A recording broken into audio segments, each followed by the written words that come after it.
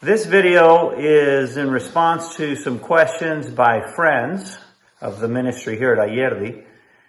And it's the first of several videos that I want to do about different projects, ideas, goals we have for the ministry in the coming months and years. And so today I wanted to focus on the electrical systems that we have been using, where we are now and where we'd like to go.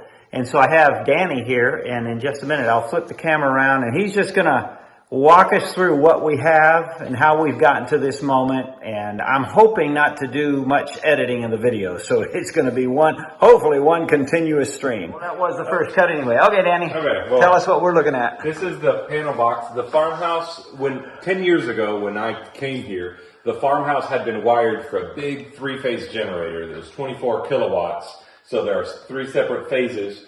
That generator used a bunch of fuel. Fuel's extremely expensive here. And so over the years, we've been optimizing the farmhouse. We have LED lights everywhere. We have butane ovens instead of electric ovens. And pretty much everything is designed to go efficiently, so we don't need a big generator. One thing, that generator, the big one that we had, we used it for about 20 years. We bought that 25 years ago when God gave us the farmhouse, and we really didn't know what we needed, and we got this monster. Yeah, it got us through, and the farmhouse was built somewhat using it, but yeah.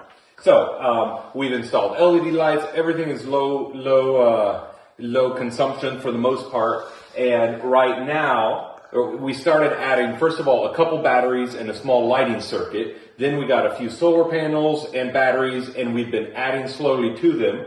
But the farmhouse itself is now single phase. So the three phases are just all connected together. And now our main drawback is the batteries don't have very much capacity. So we have a backup generator, we'll show you in a second. And the backup generator kicks on and charges the batteries, but it has limitations in how fast it can charge the batteries because of our setup. And then also, the batteries have very limited capacity. So throughout the day, especially when we're using the farmhouse, the generator will be kicking on off and on throughout the day because we don't have that much battery capacity anymore. Yeah, okay. How much did we pay for what we have? We originally paid about $3,500 for the batteries, which was over 7 years ago. You'll see those in a minute. There's 12 of them, right? Yeah, they're lead acid batteries, so the same chemistry as a car battery. Okay. They're made to last longer, but they don't last forever. They have a lifespan, and we've pretty much reached that lifespan at this point. They're 24 kilowatt hours on paper. In theory, that's how much storage they have, and they're giving us about 4 or 5 right now. So they're way under capacity for what we need. Yeah, okay. We're going to walk up now to the generator shed, and I'm not even going to stop the video. You can walk with us. And so Danny will come here in a minute and give us some of what we're looking at as we go up here now. Let's see. Of course, we have all of the lights now, like he said, are LED, and we have other things, but everything we can is on low consumption. One thing that's very important for our situation here is that we are completely off grid. There's no power from town or from the electric grid in Spain. So we have to produce all of our own power. Yeah, so I mean, we're not close. It's not that we don't want to be, it's that we couldn't even if we wanted to be. So the majority of town is way down there. The majority of solar panel systems are grid tied, so it's a totally different story how it works. We are entirely reliant on our setup here to provide our power, so we can't just... Yeah, no, go ahead. So these are 3 panels right here that serve as a roof for the dog, and there are 3 more there. So those are the 6 panels that we have now. So solar panels are the least expensive part of a solar setup. They cost about $150 a panel. So okay. So we're looking at approximately 450, so $900 worth of solar panels here.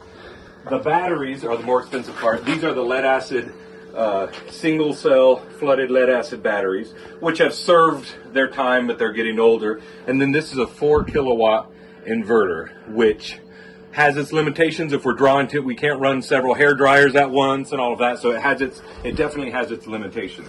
So what does an inverter do?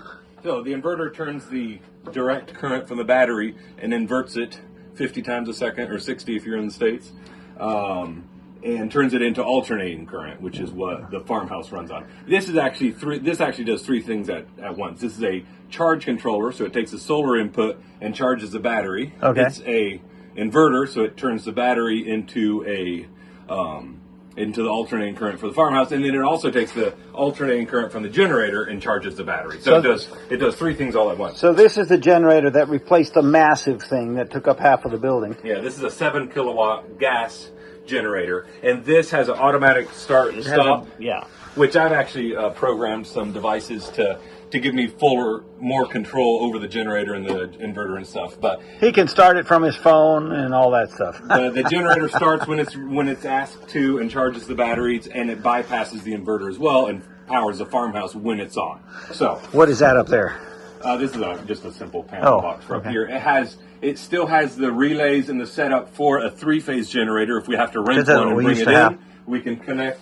We can either bypass the inverter entirely and just run it off the generator, or we can feed it through the inverter and charge the batteries with it and all that. So we have a couple different possibilities if we need an additional generator or something like that. Yeah, so in the summer once, something went kaput with this thing, and Danny was in the States, so he told us how to do it. We connected this for a while straight through, I don't know where, there or whatever, and we powered the farmhouse straight from the generator, which is an option, if all else fails and things crash or whatever. There's safe. He has all kinds of different ways to power. If anyone's electrically savvy or whatever, so from here, these are 3-phase relays, and there's 3 separate phases. So I can have a 3-phase generator connect to this. It opens both relays simultaneously, and it runs the farmhouse in 3 separate phases, which properly balances the load for a 3-phase system. When these relays are closed, as they are right now, the inverter is connected to all 3 of the phases, and it's a little bit different from the setup in the States. The 220 and the 110 is completely different here. So anyway. And those of you who didn't understand any of that, you're in the same club as I am. What we are looking at getting, though, this is a 4 kilowatt, so 4,000 watt inverter. We're looking at a 10,000 watt inverter that would replace this and would connect with not these lead acid batteries, but with a lithium ion battery, which is the same type of battery of an electric car or of your smartphone or something like that. It's the same chemistry, which lasts many times longer. They're made to go all the way from 100% to down to 20% ideally or so. These you're not supposed to charge below 50% and leave them discharged, so you always have to be careful to charge them back up as a car battery. But the other ones doesn't matter. But those, it doesn't matter. You can discharge them and charge them all you want. They should have a much longer life, and they'll have much more capacity for us. The inverter itself is about $1,500, and then the batteries are where you get what you pay for. You can get as many or as few as you want. A 14.3 kilowatt hour lithium ion battery, whatever that means, which is about, let's just say it's 3 times the capacity of what we have here right now. One battery? Yes. Well, one battery is 3 times what we are using of this, what's left of this right here. Okay. And that was about, I was trying to do the exchange rate and currency, that's about $2,600, I believe. Okay, say 3,000. Let's say $3,000 more or less for the new battery. New battery, which is again 3 times what we have right now. And then those you can stack. But is it 3 times what those would have been when they were new? They never gave what they would have been on paper. But how many should we, or how many would you like for us to have? If we had 3 of those, for example, down the road. So we're looking at what? $9,000? Yeah, something more like or less for 3 for batteries. That would mean we could run everything, ovens, hair blowers, dryers, and everything. But it's something we can do. 1 year we can get one. You can add on. There isn't a problem mixing and matching after after some time or whatever. Okay. And then the solar panels are the cheapest part of the process again. Okay. So for another $1,000, we could get double 6 or 7 more solar panels. Where did you want to put them? I'm thinking here on this hill where there wouldn't be any trees shading at any time of the sun. Are these still good? These are maple. Yeah. These are still working, functioning perfectly. Yeah, that's a maple tree. This maple tree will keep growing, and then our days will get shorter and shorter for our solar panels. Yeah. Okay. Well, what else is there? He has these wires and everything go to the warehouse as well, and to the stable area over there. So all of that has power. So does the barn building thing up there. They have power, lights. Yeah, there's power in the water tanks as well. Oh yeah, he's got it up there. Down to the gate. All the way to the gate now. All of that runs off the same inverter. So it all comes through here. And when we have, you know, in the summer, when we have a fully sunny day, we never use the generator for anything because the solar panels, you know, provide all the power we need, except for the heavy stuff, which I guess that's why we would want more solar panels or a bigger inverter, right? Yeah, a bigger inverter can handle bigger loads at a time. Okay, yeah. The more capacity of battery means we can store the energy for a lot longer. Okay. And then on sunny days, we would be collecting a lot more of the sun if we have more solar panels. And we could go all the way through the night using things, no problem. Okay, well, that about covers it, right, Danny? Yeah, I think so. If you have any questions, let me know. As you can see, we're not getting too much sun today. But hey, bye.